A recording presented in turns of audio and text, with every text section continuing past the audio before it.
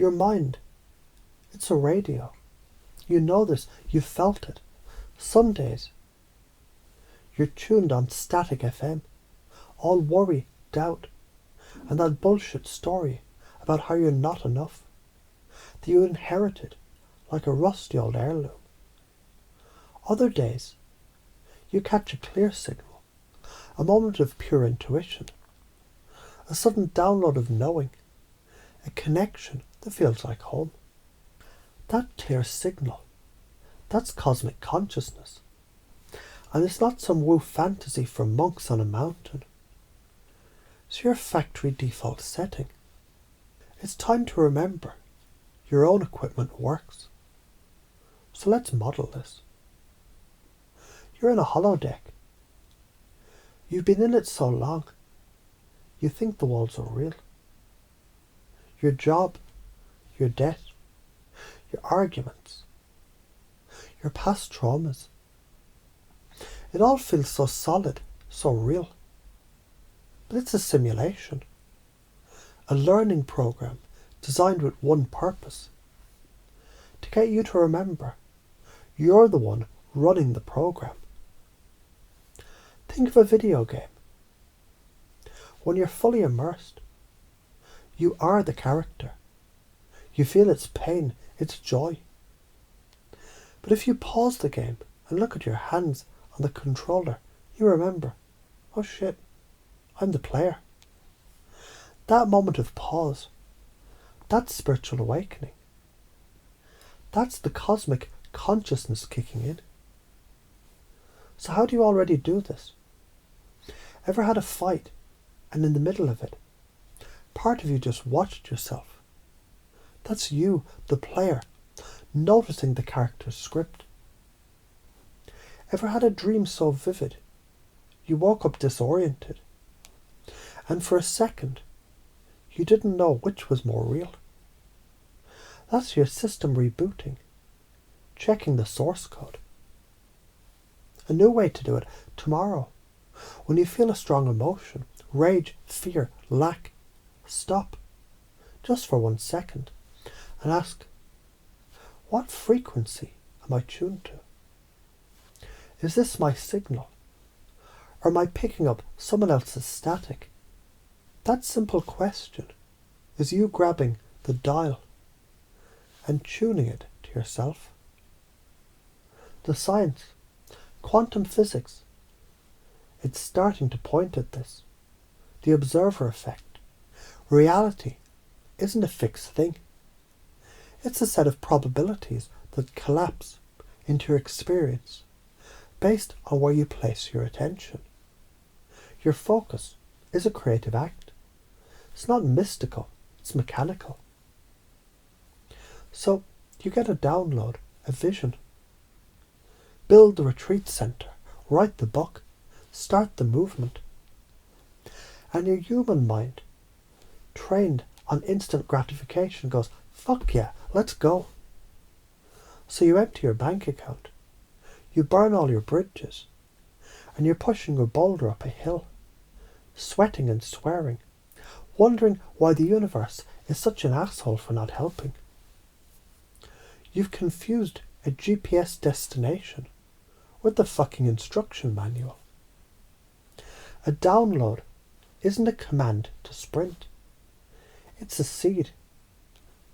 You don't plant an acorn and then stand there screaming at it to become an oak by Tuesday. You water it. You give it sun. You let the seasons do their work. How do you already do this? You get a gut feeling not to take a certain job or to call an old friend. You don't know why, but you do it. And it leads to something. That's you trusting the download and allowing the timing to unfold. When the next big idea hits, write it down. Then, instead of forcing it, become a detective for synchronicity. Who shows up? What resources appear? What doors open easily? The universe has a fucking project management system. Your job is to follow the breadcrumbs. not bulldoze the forest. The karmic consequences of not doing this, you burn out. You become the bitter, spiritual person who tried and failed, and now thinks it's all a scam.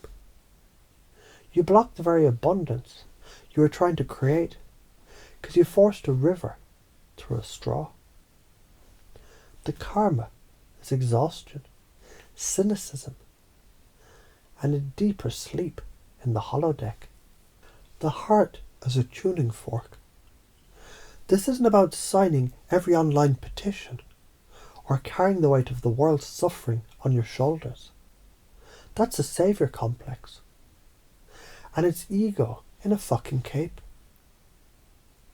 Your primary duty is to your own heart's frequency. Your open heart is a tuning fork. When it's clear, it vibrates at a certain pitch.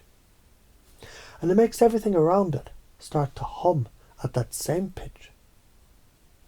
You think you're not doing enough? Bullshit.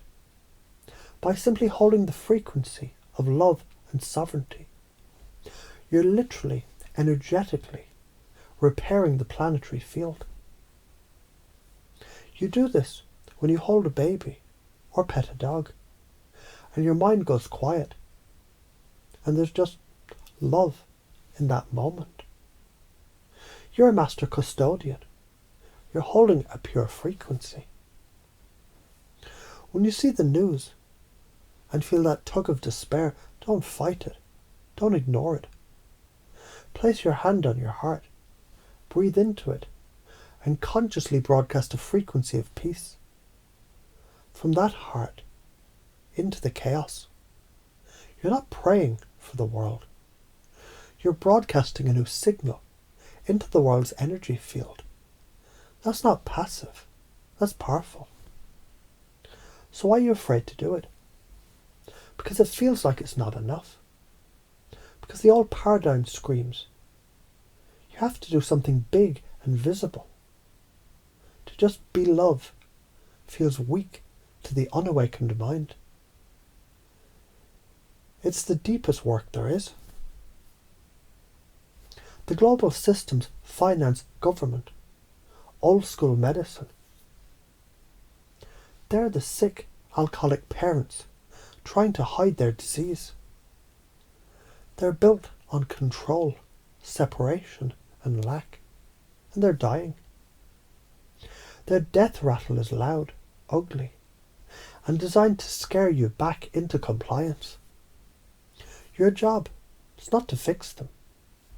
You can't fix a system built on a buggy operating system.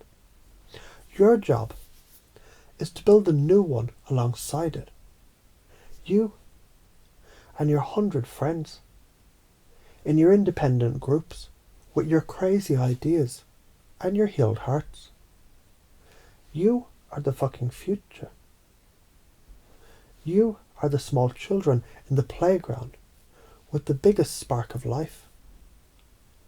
The corruption you see, that's the dust getting kicked up as the old house is being packed. It's messy, but it means you're moving. So let's get this straight. Your consciousness is not in your body. Your body is in your consciousness. You are a localized point of the entire fucking universe, having a temporary human experience. And every time you choose love over fear, you're not being nice. You're being accurate to your true nature. Every time you trust a download and allow its timing, you are collaborating with the divine project manager, and the result will be a structure that can withstand any storm. Every time you tune your heart, you're performing radical energetic surgery on the body of this planet. This isn't about becoming special. It's about becoming normal. Your original cosmic normal. The human who knows it's connected to everything. The human who can feel the stars. The human who stands on the earth, not as a separate, lonely creature, but as a nerve ending of a conscious, living cosmos. The walls of the holodeck are dissolving. You can see the light from the other side. Stop believing the shadows on the wall are all that exist. Take the controls.